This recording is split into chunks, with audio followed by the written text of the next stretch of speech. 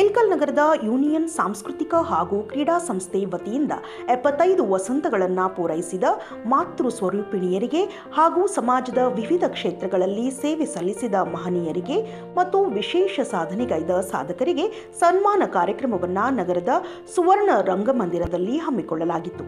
ಕಾರ್ಯಕ್ರಮವನ್ನು ಸಿದ್ದನಕೊಳ್ಳದ ಶಿವಕುಮಾರ ಸ್ವಾಮೀಜಿ, ಹುನಗುಂದ ಶಾಸಕ ವಿಜಯಾನಂದ ಕಾಶಪ್ಪನವರ್, ಪದ್ಮಶ್ರೀ ಪುರಸ್ಕೃತೆ ಮಂಜಮ್ಮ ಜೋಗತಿ, ರಂಗಭೂಮಿ ಕಲಾವಿದೆ ಪಂಕಜ ಸೇರಿದಂತೆ ಗಣ್ಯರು ಜ್ಯೋತಿ ಬೆಳಗಿಸುವುದರ ಮೂಲಕ ಕಾರ್ಯಕ್ರಮಕ್ಕೆ ಚಾಲನೆಯನ್ನ ನೀಡಿದರು.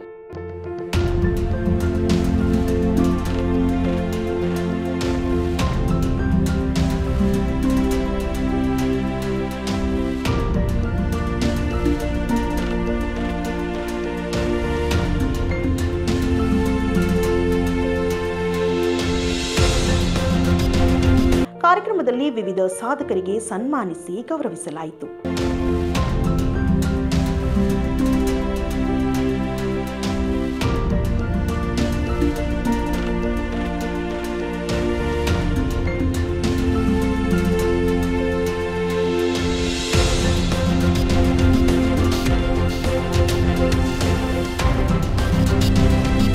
ಕಾರ್ಯಕ್ರಮದ ಬಗ್ಗೆ ಮಾತನಾಡಿದ ಗಣ್ಯರು ಯೂನಿಯನ್ ಸಾಂಸ್ಕೃತಿಕ ಕ್ರೀಡಾ ಸಂಸ್ಥೆಯ ಕಾರ್ಯಗಳನ್ನು ಶ್ಲಾಘಿಸಿದರು. ವಿಶಿಷ್ಟ ಮತ್ತು ಪವಿತ್ರವಾದ ಈ ನವರಾತ್ರಿ ಅಂಗವಾಗಿ ಪ್ರತಿ ವರ್ಷದಂತೆ ಈ ವರ್ಷವೂ ಕೂಡ ಒಂದು ವಿಶೇಷ ಕಾರ್ಯಕ್ರಮಗಳನ್ನ, ಅದು ಮಕ್ಕಳಿರ್ಬೋದು, ತಾಯಂದಿರಿರ್ಬೋದು, ಅಕ್ಕ ತಂಗಿಯರಿರ್ಬೋದು, ಸಮಾಜದಲ್ಲಿ ಅನೇಕ ಕಲಾವಿದರನ್ನು ಒಳಗೊಂಡಂತೆ ಈ ಒಂದು ಸಂಸ್ಥೆ ಯೂನಿಯನ್ ಸಾಂಸ್ಕೃತಿಕ ಅಂತ ಇಟ್ಕೊಂಡಿದ್ದಾರೆ. ಈಗಾಗಲೇ ಈ ಯೂನಿಯನ್ ಅನ್ನೋದ್ರ ಬಗ್ಗೆ ನಮ್ಮ ವಿಜಯ ಮಾತೇಶ್ವರ ಗಿರಿಯವರು ಯಾಕೆ ಯೂನಿಯನ್ ಅಂತ ಇಟ್ಟು ಅನ್ನೋದ್ರ ಬಗ್ಗೆ ಬಹಳಷ್ಟು ಅರ್ಥಪೂರ್ವವಾಗಿ ಅವರ ಮಾತುಗಳಲ್ಲಿ ಈಗಾಗಲೇ ಹೇಳಿದ್ದಾರೆ. ನಾನು ಮತ್ತೆ ಪುನರುಚ್ಚಾರಣೆ ಮಾಡಕ್ಕೆ ಹೋಗೋದು. ಯೂನಿಯನ್ ಅಂದ್ರೆ ಒಗ್ಗಟ್ಟು, ಯೂನಿಯನ್ ಅಂದ್ರೆ ಒಂದು ಸಂಘ. ಯೂನಿಯನ್ ಮುಖಾಂತರ ಸಮಾಜದಲ್ಲಿ ಬದಲಾವಣೆಗಳನ್ನು ತರಬೇಕು. ಬದಲಾವಣೆಯನ್ನು ತರುವ ಮುಖಾಂತರ ನಮ್ಮ ನಗರಕ್ಕೆ, ಅದು ವಿಶೇಷವಾಗಿ ಗುಂಡ್ಗಡಿಪೇಟೆಗೆ ಒಂದು ಜಾತ್ಯತೀತ ತಳಹದಿ ಮೇಲೆ ತತ್ವದ ಆಧರಿಸಿ ಈ ಸಂಘಟನೆಯನ್ನ ಸರ್ವರಿಗೂ ಸಮಪಾಲು, ಸರ್ವರಿಗೆ ಸಮಪಾಲು ಅನ್ನೋ ರೀತಿಯಲ್ಲಿ ಇವತ್ತು ನಡೆದು ತೋರಿಸ್ತಾ ಇರುವಂತಹ ಇಲ್ಕಲ್ ನಗರದಲ್ಲಿ ಯಾವುದಾದ್ರೂ ಒಂದು ಸಂಸ್ಥೆ ಇದ್ರೆ ಅದು ಯೂನಿಯನ್ ಸಾಂಸ್ಕೃತಿಕ ಹಾಗೂ ಕ್ರೀಡೆ ಇವತ್ತು ಸಂಘ ಅನ್ನೋ ಮಾತನ್ನು ನಾನು ಬಹಳ ಹೆಮ್ಮೆಯಿಂದ ಹೇಳಕ್ಕೆ ಇಚ್ಛೆಪಡ್ತೇನೆ. ನನಗೆ ಆವಾಗಿರಲಿಲ್ಲ, ಬರೋ ಪರಿಸ್ಥಿತಿ ಇರಲಿಲ್ಲ. ಬೆಳಗ್ಗೆ ನಾವು 4 ಗುಳಿಗೆ ಮಕ್ಕೊಂಡಾವ 5:30 ಇದ್ದೀವಿ ಬುದ್ಧಿ. ಆದರೆ ನಮ್ಮ ರಾಜು ಇಟ್ಟಲ್ಲೂ ಇವರು ಸಂಘಟನೆಗಳು ನನಗೆ ಅನಿಸ್ತಾ ಹೋಗೈತಿ. ಅವರ ಪ್ರೀತಿ ವಿಶ್ವಾಸ ಬಹಳ ದೊಡ್ಡದು.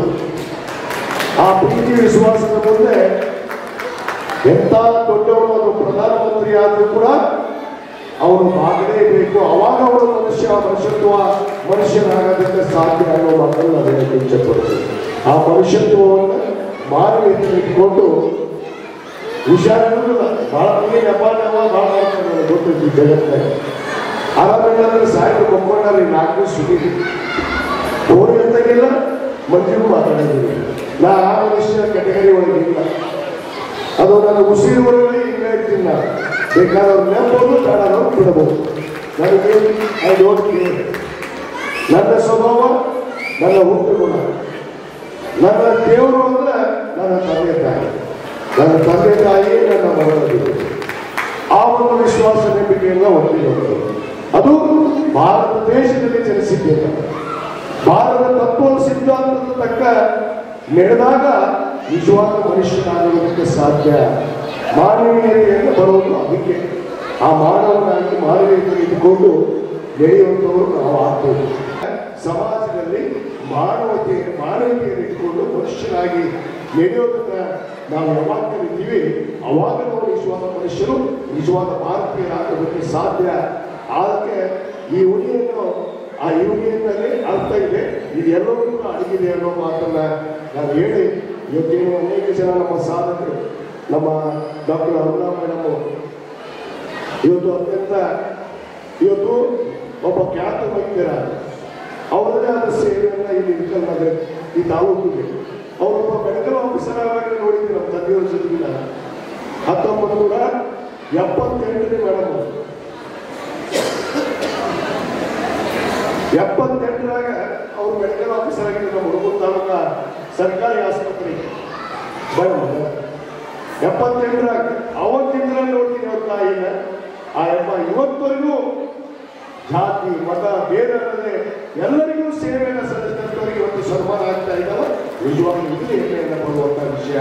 ಅಂತ ಸಾಧಕರಿಗೆ ನಾವು ಗೌರವಿಸಬೇಕಾಗುತ್ತೆ. ಅದೇ ಇವತ್ತು ನಮ್ಮ ಯೂನಿಯನ್ ಮತ್ತು ಸಾಂಸ್ಕೃತಿಕ ಕ್ರೀಡೆ ಈ ಒಂದು ಸಂಸ್ಥೆ ಮಾಡ್ತಾ ಇದೆ. ಇದೇ ತರ ನೀವು ನಿರಂತರವಾಗಿ ಯಾರಿಗೆ ಭಂಗ ಮಾಡ್ರಿ, ಯಾರಿಗೆ ಚಕ್ಕ ಮಾಡ್ರಿ, ನಮ್ಮ ತತ್ವದಿಂದ ಇದ್ರೆ ಹಿಂಗೆ ಹೇಳ್ತೀವಿ, ಇಲ್ಲ ಇಲ್ಲ ಜನ್ಮ ಕಡೆ ಅಂತ ಹೇಳಿಬಿಟ್ರೆ ಏನಾದರೂ ನಾಟಕ ನೋಡೋದು ಯಾವ ರಾಜ್ಯದ ಅವಶ್ಯಕತೆ ಇಲ್ಲ. ನಮ್ಮ ಯೂನಿಯನ್ ಸಂಸ್ಥೆ ಅನ್ನೋದು ನೀವು ಬೆಳೆಸಿದಂಥ ಕೂಸು, ನಿಮ್ಮ ಕುಲಕರ್ಣಿಪೇಟೆಯಲ್ಲಿ ಹುಟ್ಟಿದ ಕೂಸು, ನಿಮ್ಮ ಬೆಳವಣಿಗೆಯೊಂದಿಗೆ ನಾವು ಯೂನಿಯನ್ ಸಂಸ್ಥೆ ಕೂಡ ಬೆಳೆದು ಬಂದಿದೆ.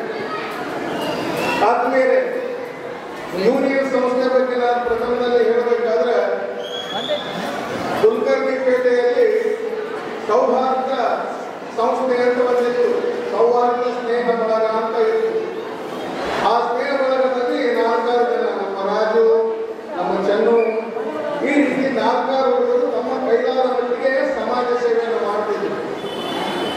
ಒಂದು ದಿವಸ ಆಕಸ್ಮಿಕವಾಗಿ ಭೇಟಿಯಾದಾಗ ಅವ್ರು ಕೇಳಿದ್ರು, ಮಾನ್ಯಶ್ರೀ ವಿಜಯಾನಂದ ಕಾಶ್ಯಪನವರವರ ಆದರ್ಶ ಮತ್ತು ಪ್ರೇರಣೆಯೊಂದಿಗೆ ನಾವೊಂದು ಸಂಸ್ಥೆಯನ್ನು ಕಟ್ಟಬೇಕಂತ ಮಾಡಿದ್ವಿ, ಆ ಸಂಸ್ಥೆಗೆ ಏನು ಹೆಸರಿಡೋಣ ಅಂತ ಕೇಳಿದ್ರು. ಏನು ಹೆಸರಿಡಬೇಕು ಅಂತಂದಾಗ ಸಾಕಷ್ಟು ಪ್ರಸ್ತಾವಗಳು ನಮ್ಮೆದುರು ಬಂದವು. ಅವಾಗ ಒಂದು ಹೆಸರನ್ನ ಎಲ್ಲರೂ ಸೇರಿ, ವಿಶೇಷವಾಗಿ ನಾವು ವಿಜಯಾನಂದ ಕಾಶ್ಯಪನವರ ಪ್ರೇರಣೆ ಅಂದಾಗ ಆ ಹೆಸರಿಗೆ ಒಂದು ಅರ್ಥ ಬೇಕು. ವಿಜಯಾನಂದ ಕಾಶ್ಯಪನವರು ಏನು ಅನ್ನುವಂಥ ಅರ್ಥ ಅದರಲ್ಲಿ ಕೂಡ ಇರಬೇಕು. ಅದಕ್ಕಾಗಿ ಯೂನಿಯನ್ ಅನ್ನುವ ಹೆಸರಲ್ಲಿ ಆ ಯೂನಿಯನ್ ಅನ್ನು ಬರೆಯುವ ಹೆಸರಾಗಬೇಕು. ಪ್ರತಿಯೊಂದು ಶಬ್ದ ಕೂಡ, ಪ್ರತಿಯೊಂದು ಅಕ್ಷರ ಕೂಡ ಒಂದೊಂದು ಸಂದೇಶವನ್ನು ಸಾರಬೇಕು ಅನ್ನೋ ಉದ್ದೇಶದಿಂದ ಯೂನಿಯನ್ ಅದ ಸ್ಪೆಲ್ಲಿಂಗ್ ಏನು? UNION. ಯು ಅಂದ್ರೆ ಯುನಿಟಿ, ಏಕತೆ. ಎನ್ ಅಂದ್ರೆ ನ್ಯಾಷನಾಲಿಟಿ, ರಾಷ್ಟ್ರೀಯತೆ. ಐ ಅಂದ್ರೆ ಇಂಟೆಗ್ರಿಟಿ, ಸಮಗ್ರತೆ.